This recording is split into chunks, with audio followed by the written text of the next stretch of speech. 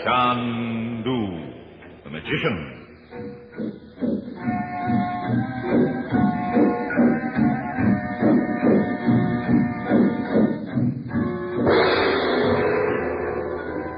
What's in that basket, Uncle Frank? Bob, I want you to get back on the train. What?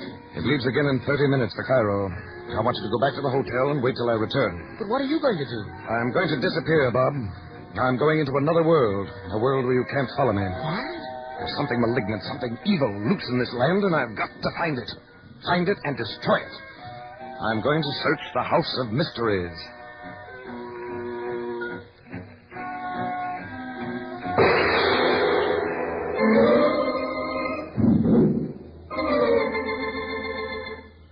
In 60 seconds, the American Broadcasting Company will bring you the first act of Chandu the Magician. A person-to-person expression of international goodwill. That's the way many prominent people, including President Truman and General Eisenhower, have described CARE, the agency that sends needed food packages overseas. CARE offers food and clothing packages which provide more per dollar than individuals can send any other way. For example, a food package costing $10 contains over 22 pounds of staples, enough to supplement the rations of a family of 4 for 1 month, and the contents are chosen by top nutritionists. CARE guarantees delivery of any one of its several types of packages.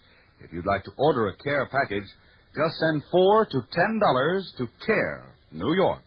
CARE, New York, and give your name and address, specifying to whom you're sending the package. Remember, on delivery, you'll receive a signed receipt from CARE. That address, CARE, New York.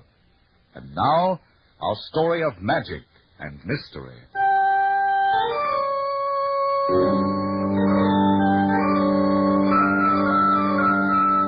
Our story starts in the Negev, that triangle of wasteland at the south of Palestine on the border between Africa and Asia, which the people of Israel are trying to reclaim.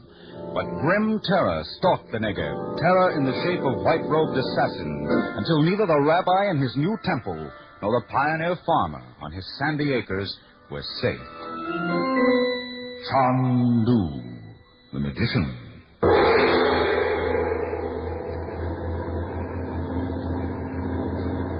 How much further to Beersheba, Papa? Taihuik. This road. Don't bother, Papa Chaim. You must watch the road. Will the roads here ever be like the roads in Europe, Mama? Someday, Chaim. Someday soon. Oh, what is that? It sounded like a gun.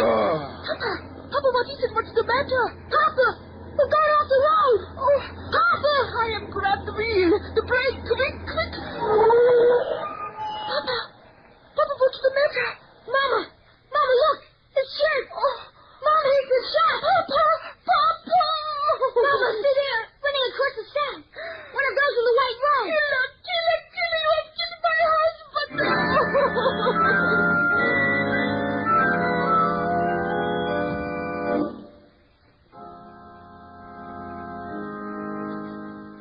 Baruch Ato Adonai Eloheinu Melech HaOlam. What is it? Did you hear? The rabbi is being shot.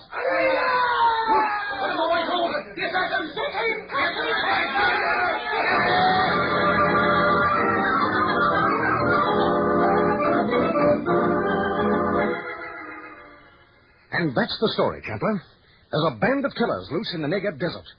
Naturally, the Israeli government suspects us in Transjordan. But I swear we know nothing about it. But why have you come to me, Major Stover? Because there's something mysterious about it all. Now, that's why Chub Pasha sent me on to you, Chandler. The government of Transjordan wants to solve these killings, too. Now, that's why I've been consulting another chap here in Cairo, a Mr. Ismail Nehas. I see. He's also promised to look into it. He's a professor of Arabian history at the Muslim University. Why a professor of history? Now, let me tell you, the only one of these assassins they've caught so far was a poor, ignorant fellow who'd been drugged to his ears. Hadn't the faintest idea who'd dressed him in that dead sheet and sent him out to do murder. Oh, that's odd. Chandler, did you ever hear the legend of the old man of the mountain? Well, of course, the old medieval yarn. Hassan Sabah, the head of the assassins. He drugged his followers before he sent them out to kill. Yes, it was Mr. Nehas who reminded me of the legend. There is a similarity. Now, someone's putting these fellows up to it. And he's the man we want you to catch. Oh, sounds a little like looking for a needle in a haystack, Stover. Not quite. The focal point for it all seems to be the town of Beersheba. What I mean is this. All these crimes have occurred in an area of which Beersheba seems to be the center. The chap they caught was a Beersheban. Well, what did he do? A porter, camel driver, nothing regular. Beersheba, huh? The trouble is we can't get anything definite.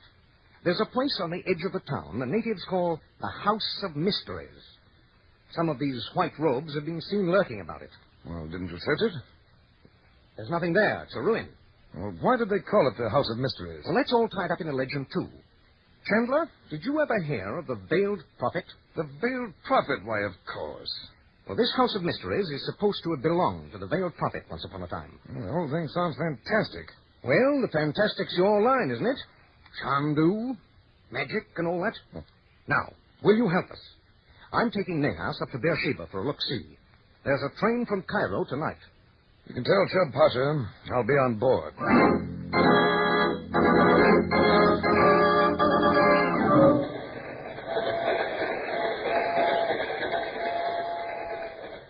Do you think Major Stover missed the train, Uncle Frank? I don't know, Bob. He may be on board. If he doesn't turn up soon, we'll have a look. Some train, huh? I don't know how they got this first-class car on.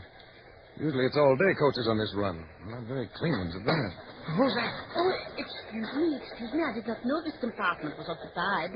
The conductor said most of them were empty. Oh, I've got you, ma'am. oh, excuse me. The train lurks. Well, that's quite all right, ma'am. Here, I believe this bag is yours. I suppose I look like a peddler to you, do I not? But these packages all are gifts for my grandson, Chaim. You see, I am going to visit my daughter in Beersheba. I have not seen her now for I guess it is 6 years. Oh, it should be a great pleasure for you. Oh, yes. You are going to Beersheba? Yes, we are. Oh, perhaps you know my daughter, Mrs. Klein. I'm afraid I haven't had the pleasure, Mrs. Hirsch. Mrs. Hirsch. Excuse me for interrupting you. Excuse me. I will tell my daughter to look you up, Monsieur Chandu. Excuse me. Uncle Frank. Yes, Bob. How'd she know your name? She called you Chandu.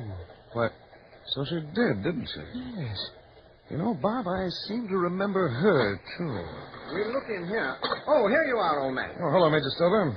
Thought you'd missed the train. Caught it by an eyelash. Mr. Nahas has an enormous hamper full of grub he's taking to relatives in Beersheba. No? Here, Mr. Nahas, come in. Oh, thank you. I want you to meet Mr. Chandler, otherwise known as Chandu the Magician. How do you do, Mr. Chandu? Yes, this is my nephew, Bob Regent. Master Regent? I say, Chandler, that rather stoutish female we just saw in the passage. Do you know her? No, I don't think so. Didn't she just come out of this compartment? Said she barged in by accident. Are you sure it was an accident, Mr. Chandu? What Nahas means is that she's been following you ever since you left your hotel. Is that so, Mr. Nahas? That must be why she frisked me. Frisked you? Searched me. See whether I was carrying a gun.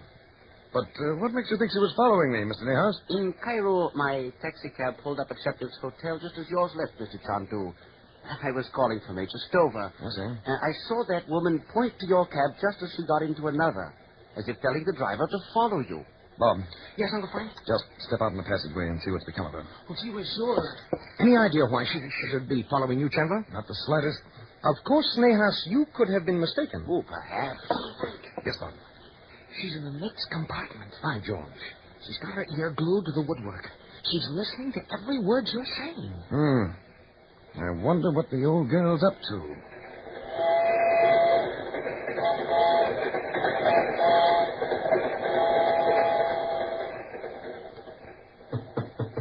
Come in. Oh, Mr. Nahas, come in. Stover with you? No, he's taking a little nap. I see. No, sit down, won't you? Thank you. Lady hasn't stirred, eh? I noticed when I came past she'd drawn the shades of her compartment. I just can't place her. Well, you've had so many experiences. Mr. Chandu, what do you think of this affair in the Negev desert? Mr. Nahas, nothing that happens in the East ever surprises me. You are familiar, perhaps, with the old legends of the master of Mount Alamut and the Veiled Prophet? Oh, yes, I've heard of them. To some, they are heroes. What was that? Sounded like that old girl. Come along, we'd better look. Wait, Chandu. Wait, nothing. She sounds as if she was in trouble. Look out. Yes. What's the matter? What's the matter in there? Mrs. Hurst? Mrs. Hurst, what's wrong? He tried to get in through the window. On the outside of the train? Yes. Where did you get that gun? My son-in-law gave the gun to me. I never thought I would ever use it. Now, let me get this straight. You mean you saw a man climbing along the outside of the train? Yes, a native in a white robe, and he had a knife in his teeth. A knife that was red with... Oh, look, there is part of the white robe caught on the broken glass. It must have caught there when he fell. He was coming from that direction? Yes. Oh, but the next compartment is Major Stover's. By George, why didn't those shots wake Stover? Excuse me, Mr. Niall. Stover! Why? He's gone. Wait, Stover! He was sitting right there, Mr. Chandu, with his head on his chest. Mr. Niall, who let down that window? Well, it wasn't open when I left here, Mr. Chandu. Who could get at it with the hamper in the way? Look out. Well, what are you going to do? Search the train. I don't like this. I don't like this at all.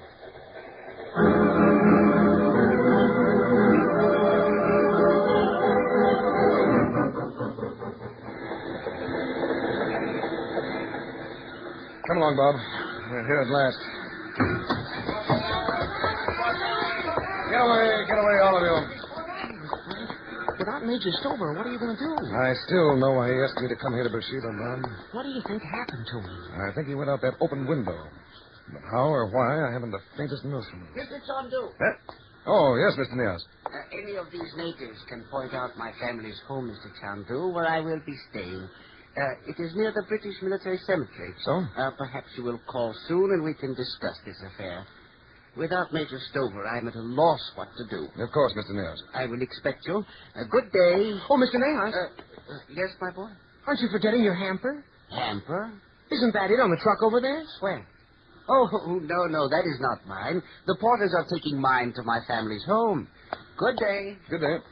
That's funny. I swear that was his hamper over there on that truck. The one that was in their compartment. He says not. I saw the porters take his, huh? Excuse me, please. Oh, yes, Mrs. Hurst. You never found your friend? No, ma'am. You searched the whole train? Thoroughly. It is strange you did not find him. Goodbye, Monsieur Chandu. She's a funny old bird. And I'm wondering precisely what she meant. Huh? What? Porter! Don't move that truck! Oh, what's the matter, Uncle Frank? Where are you going? Just wait, Porter. Yes, Effendi. I want to see that hamper you've got on there. Where's it going? Well, here's the label, Uncle Frank. It's addressed to Chub Pasha. Who's he? He commands the Trans-Jordan Army. Oh. He's the man who sent Major Stover to see me. Here, just let me take a look in that hamper, Porter. Yes, Effendi. Oh, What's in it, Uncle Frank? Bob, I want you to get back on the train. What? It leaves again in 30 minutes for Cairo. I want you to go back to the hotel and wait till I return. Well, what are you going to do? I'm going to disappear, Bob. I'm going into another world. A world where you can't follow me. What? There's something malignant, something evil loose in this land, and I've got to find it. Find it and destroy it. I'm going to search the House of Mysteries. Uncle Frank, you found Major Stover, didn't you? Yes, Bob. His dead body is in that hamper.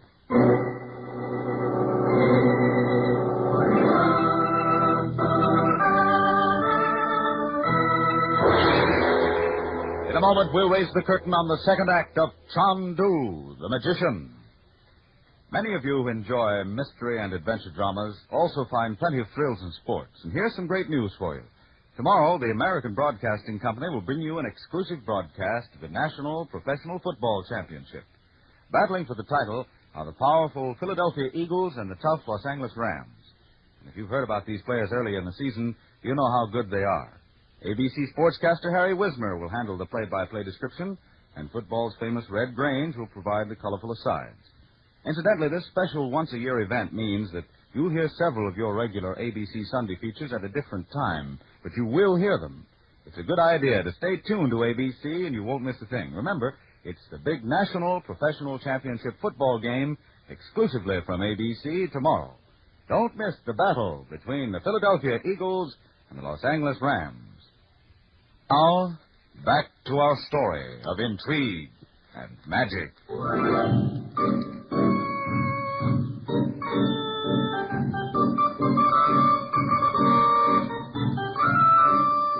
The native quarter in Beersheba, And in one of the dusty streets under the hard, bright sunshine, a ragged Arabian juggler has spread a tattered carpet and is doing some simple tricks. He looks no different than the small knot of natives watching him. But take a second glance. It's Chandu, the magician.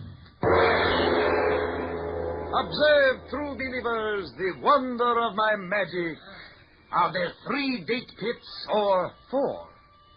Allah give cunning to my old fingers.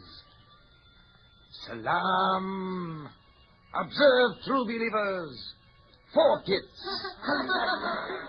And this 4th date pit, the 4th one, O true believers, by the grace of Allah, the All-High, the All-Powerful, can become in the twinkling of an eye a small date tree. Look, Grandma, a magician. Come away, Chaim. We must go to the candle shop. I wonder why. Observe, true believers.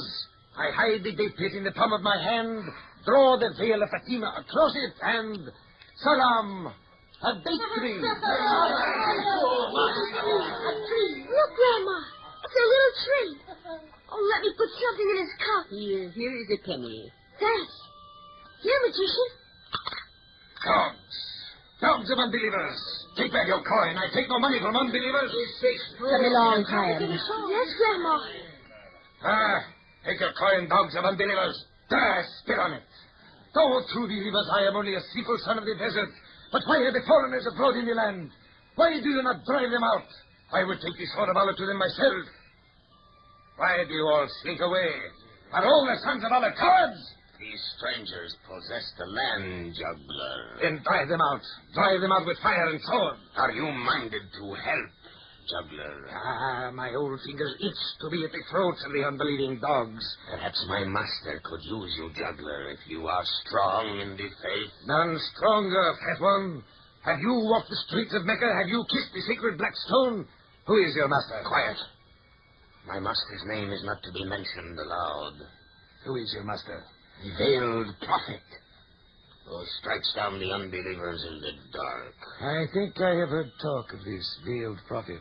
Come tonight to the House of Mysteries. And where is that, fat one? Hard by the cemetery of the British soldiers. I know.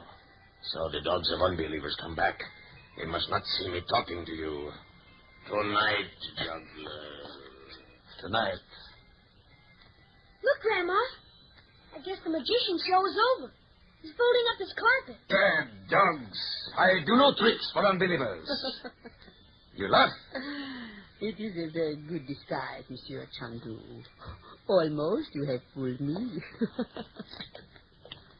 Positively, I must find out who that old woman is.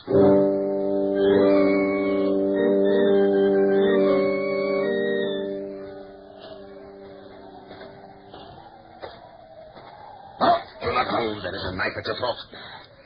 Who are you? Oh, it is you, juggler.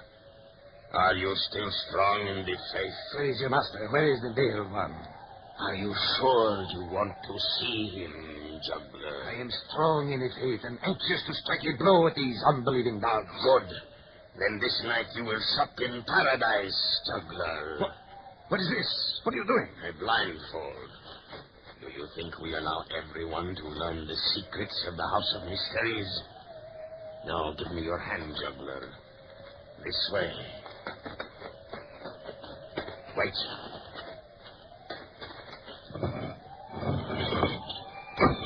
Go on, juggler. You hear? You are on the threshold of paradise.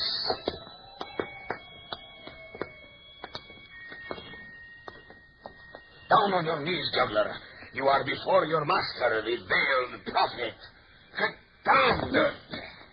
Who is this, fat one? A juggler from the desert, master, whose hand is eager to strike down the unbelievers. Allah, Allah! Take that rag off his face so I can see him. Tell him to look up. Look up, juggler. Look at the veiled prophet. So he would sup this night in paradise, eh? Well, so he shall. Not quite as he thinks. Lucy Marie, see that false juggler? No, you don't. Quick, a cord around his knickers. Now pull. But who is he, Master? Chandu, a spy, a secret agent. So you thought you could learn my secrets, eh? Pull the cord tighter.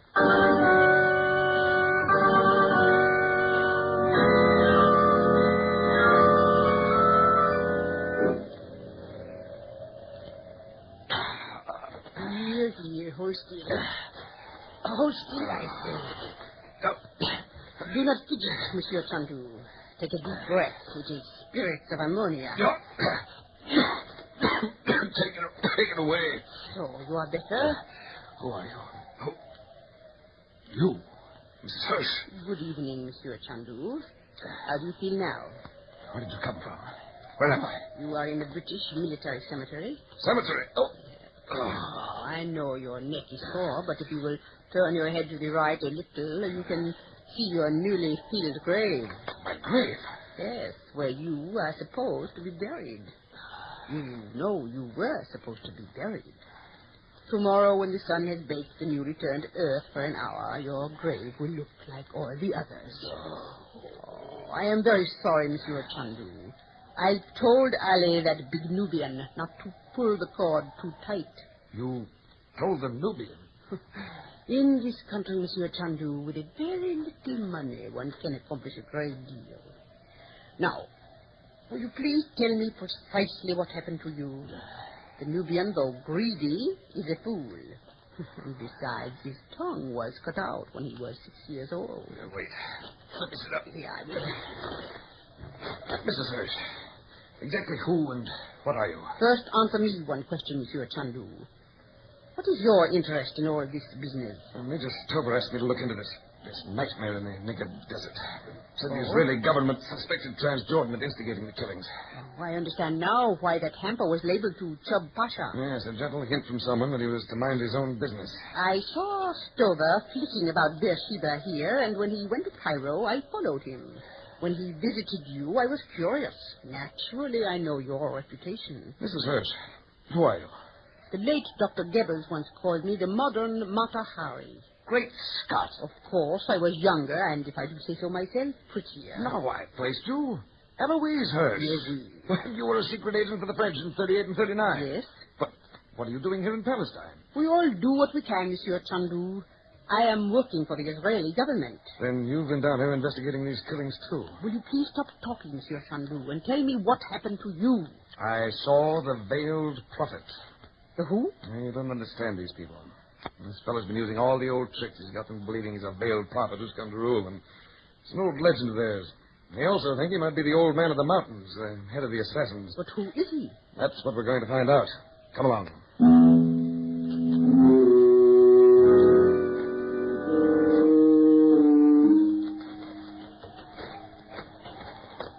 Do you recognize this place, Mrs. Hirsch? Yes, the natives call it the House of Mysteries, but there's nothing here. The only mystery is how it has stood so long. This is where I met Abdullah. Who? He's the fat, oily one. You'll have to pick him up. Yes, I have had an eye on him. He's the recruiting officer who finds the candidates to do the prophet's dirty work. Mm-hmm. I met him here. He blindfolded me and led me this way. And we stopped about here. But there is nothing here.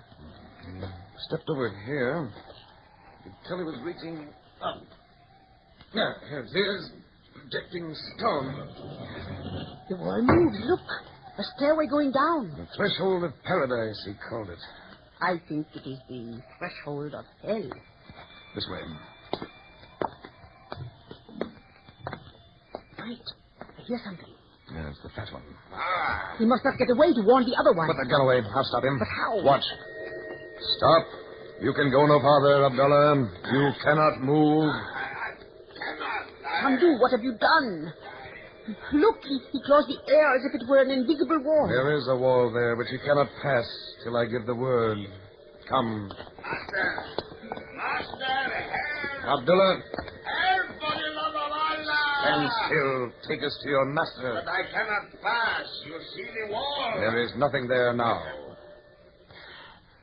It is sorcery. I've got a good grip on you, Abdullah. Go on, take us to your master. Take us to the veiled prophet.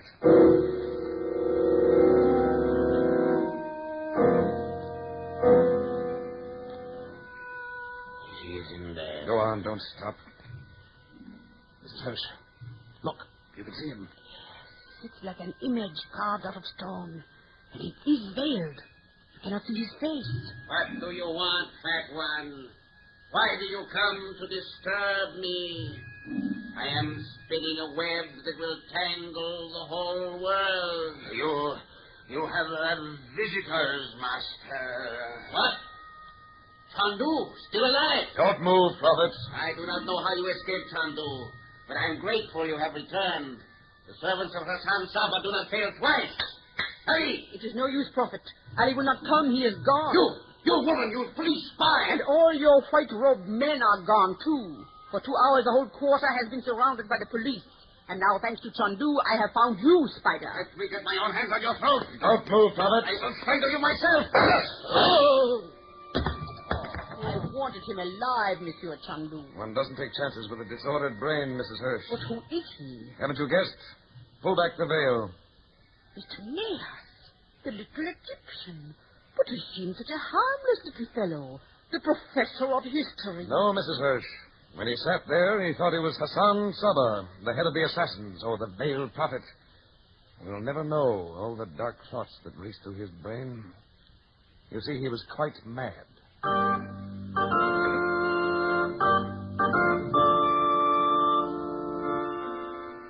Gee, what a story, Uncle Frank. Was Nehas really mad? As a hatter, Bob. I'd heard rumors about him in Cairo. And he spent a winter in a sanitarium in Switzerland. His family sent him. Family home was across the road from the House of Mysteries. That's where the passage led. But when were you sure? On the train. How do you suppose the man who knifed poor Stover and was coming after Mrs. Hirsch got on board? I don't know. How did he? He was in that hamper Mr. Nehas brought on the train. You see, when Nehas left to visit me, that man crept out of the hamper and stabbed Stover and then started after Mrs. Hirsch. Then he was supposed to come after me. You? Sure. Nehas meant to wipe us all out.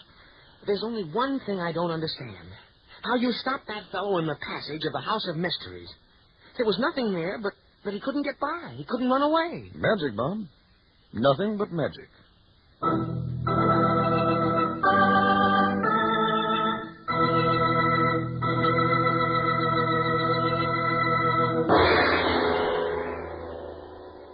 In a moment, we'll bring you a glimpse of next week's story. Here's a reminder to you local businessmen.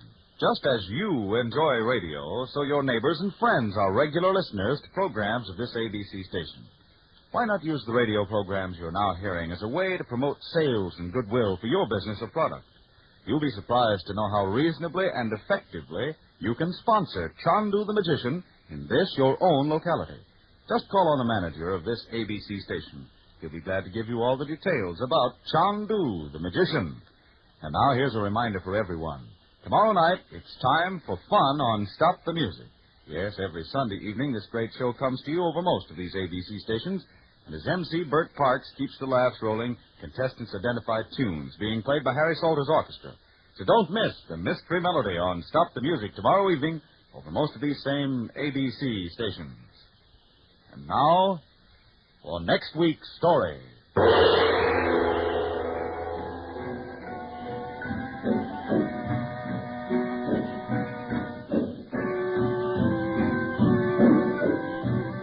Next week, Chandu delves into the mysteries of ancient Egypt.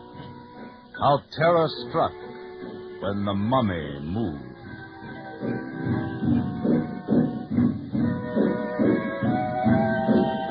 Chandu the Magician is based on the original radio drama created by Harry A. Earnshaw and is written by Frank Chandler. Frank Chandler is played by Tom Collins. Musical effects are by Paul Taubman. This is a Cyril Armbruster production. We invite you to listen next week to mystery, romance, magic. Chandu the Magician. Jimmy Blaine speaking. This is ABC, the American Broadcasting Company.